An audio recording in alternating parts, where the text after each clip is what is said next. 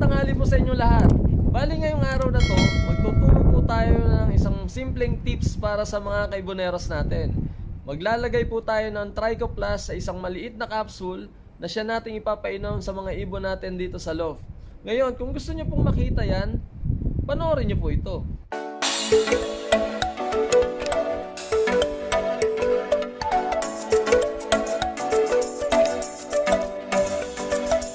So yun nga po mga kaiboneros, bali may gagawin po tayo ngayong araw na to na isang simpleng kaparaanan na mas epektibong magagamit natin para sa mga ibon natin dito sa loft. So bago po natin umpisahan, konting update po muna tayo sa mga ibon natin para alam nyo kung ano yung mga nangyayari ngayon dito sa loft ko. Yan mga kaiboneros, bali konting update po muna tayo sa mga ibon natin ngayon dito sa loft. Yan, kanina nagpalipat natin po tayo tapos nagpakain ng kaunti. Kwento ko lang po yung mangyayaring konting pagbabago dito sa loft natin. Bale yan, kung mapapansin nyo ngayon, wala na yung mga breeder ulit dito sa breeding cage natin. Kasi ang plano ko ngayon is kasi ito nga pala, isosoli ko na kasi itong apat na yan. Sosoli ko na do sa kaibigan po natin na nagpahiram sa atin ng breeding cage. Bali ito, ang plano ko ngayon is itong space na yan, yung kung nakikita nyo po sa Manayo, yan pong mga na yan, yung space na yan, gagawin ko na lang po siyang isang malaking kulungan din po. Wow! Tapos para yung mga breeder natin, habang nakabreed sila, nakakalipad-lipad sila sa loob. Sa tingin ko mas magiging maganda kung yun ang gagawin ko. So by January po, itong first week of January, baka gawin ko po siya. Kaya nag-decide na po ako na baklasin sila ngayon. So ngayon ipapakita ko po sila, nandito po sila ngayon sa loob.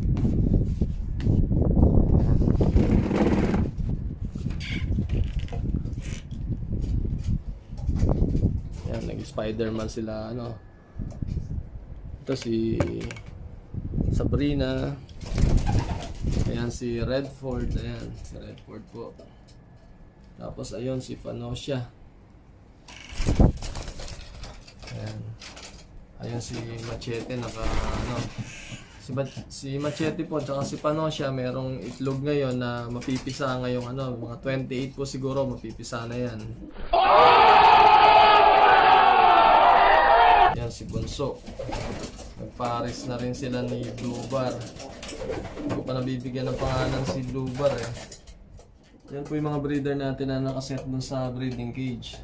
Yan, ito yung Ludo Crescens, yung Delvar, tapos yung Popman, tapos yung dalawang Leo Hermans. Yan. Bali, ito naman po, bago lang to. Bali, 3 days ko pa lang siya na kay Sir Lance rin po yan.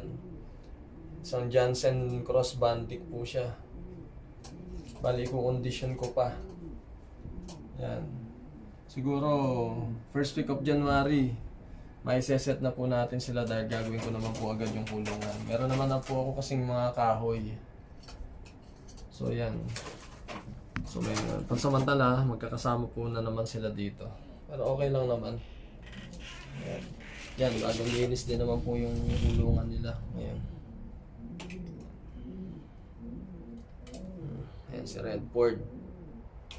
Tsaka si Sabrina. Yan ang mag-asawa dito ngayon. Ito naman po yung mga gagamitin ko ng mga board. Ayan. Meron na akong mga board kasi sayang din naman para magamit ko din. Yan, tapos ito may mga kahoy na din ako. 5 minutes later. So mga kaiboneros, bali mag-umpisa na po tayo. Ipakita ko po muna kung ano yung mga kailangan natin na gagamitin dito sa paggawa natin ng Trichoplast capsule. So, syempre, yung importante yung dalawa natin na gagamitin is yung Trichoplast tsaka yung empty capsule. Itong empty capsule po na to is size 4, yung pinakamaliit na capsule po yan. Yan. Itong dalawa na to. Tapos syempre, dito ko ilalagay yung Trichoplast. Tapos, syempre, kailangan ko ng may empty na lalagyan para yung mga magagawa ko. Dito ko po sila ilalagay. So, mga kaiboneros, start na po tayo ha. ito po yung ano, ito po papakita ko po sa inyo yung itsura ng Trico Plus. Yan. Powder po siya. Kaya kung makakakita, puting powder po Kasi kung makakakita kayo ng asul pula, hindi po Trico Plus yun. Lagay ko nakadroga yan. Yan, parang malinaw lang po. Bali, maglalagay lang po tayo ng isang ano niya, isang lalagyan lang po. What? Marami na pong magagawa yan. Magsasawa na po kayo, matagal na po matagal nyo na pong gagamitin yan. So, yan. Tapos, capsule na gagamitin natin. Marami na po yan. Kasi kailangan takpan nyo rin po ito para para hindi po siya sumingaw. Tuturo ko po sa inyo kung paano yung pinakamabilis na paraan Yan. Halimbawa ito po yung ito po yung takip niya, yung black. Tapos ito yung lalagyan ko. So, paano ba mas mabilis kasi yung iba? Hindi alam kung paano lalagyan yung maliit na butas na yan. Kinukutsara pa nga ng iba. Ang pinakamabilis po is ganito Tutusok nyo lang po yan ng paganyan. Ayan. Yan po ang pinakamabilis. Kung mapapansin nyo, ayan, puno na. Galing ha? Ganun lang po kasimple. Tapos, takpan nyo lang na ganun. Ayan. Tapos yun, ganun lang ulit.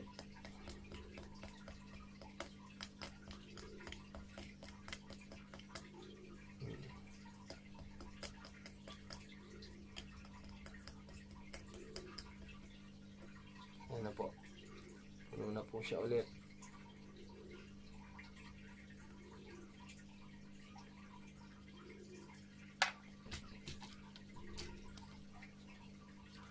Sa paggawa po ng Trico Plus na ikinakapsul, tiyagaan po ito.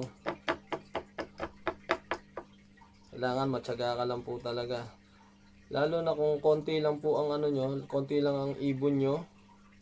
Lalo na sa karera, pag konti lang po ang ibon nyo, mas maganda po ito na nakakapsul talaga. Hindi ho maganda yung sa para sa akin Para sa akin mas maganda yung nakakapsul kaysa doon sa iminimix siya sa tubig. Dahil pagka nakamix sa tubig, pag nailagay mo na, hindi mo na pwedeng maibalik. Kaya pagka iminix mo siya sa tubig at hindi na siya naubos, isipin mo na lang kung gaano karami nasasayang mo. Sorry naman. Sa paglalagay po ng Trico Plus sa capsule, tiyagaan po talaga to. Pero syempre, kung ito yung sa tingin nyo na mas makakaganda sa ibon, kasi dito kasi sa capsule, naiinom niya lahat. Hindi katulad ng sa tubig. Pagka sa tubig kasi, syempre, pagka hindi na naubos yung hindi na naubos yung tubig, nasasayang na yung Trico. Ang mahal-mahal pa naman ito. 'Di ba? Tsaka kung yung kung ikukumpara mo talaga, mas maganda talaga ang capsule kaysa sa tubig. Kaya ako tinatyaga ako talaga 'yan. Lalo na po kapag ang ibon nyo konti lang. Mas maganda po ang maglagay kayo sa capsule. Pero pag marami, syempre yun talagang medyo nakakatamad yun. Lalo na kung nasa 50 mahigit. Pero ako dati, nung nasa 50 ang kulang sa 100 ng ibon ko, tinatyaga ako talaga yan. Lalo na yung mga nakakarera. Kasi pagka nakakarera na yung ibon, pag nakalaban na siya, kailangan talaga niyan na ibibigay mo yung tamang tamang pagpapainom sa kanya. So mas maganda talaga, ako kinakapsul ko talaga pagka nakalaban ng ibon. Kasi para sigurado ako na napapainom ko siya ng tama. Kasi minsan pagka nakamix lang sa tubig yan pag natikman minsan ayaw na. Minsan di inumin. So, nasasayang. Paulit-ulit lang ganyan, pero mabilis yan. Kumpara doon sa yung ano, yung iba kasi hindi alam kung paano gagawin.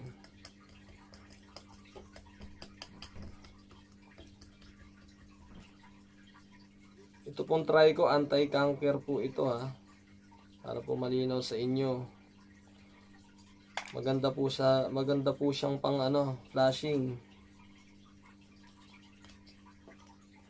Pagkatapos nyo pong painumin ng try ko, tapos pagka ano naman yung garlic juice na lagyan nyo ng konting apple cider. O kaya i-mix nyo sa pagkain yung apple cider para hindi nila masyado malasahan.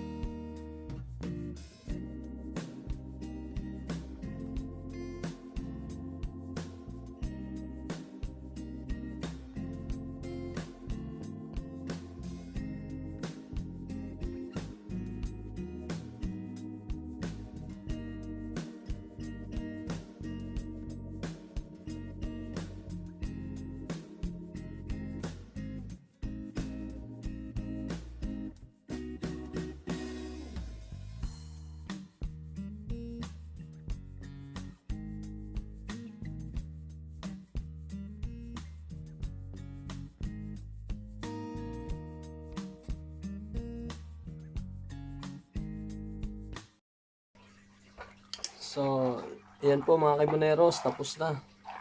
Ubus na natin ito. Bali ito may konting-konti na lang dito. Ang ginagawa ko dyan, minimix ko sa, ano yan, minimix ko na lang sa tubig para hindi rin masayang. So, ayan po. Ito po ang nagawa natin ngayong araw. Ayan.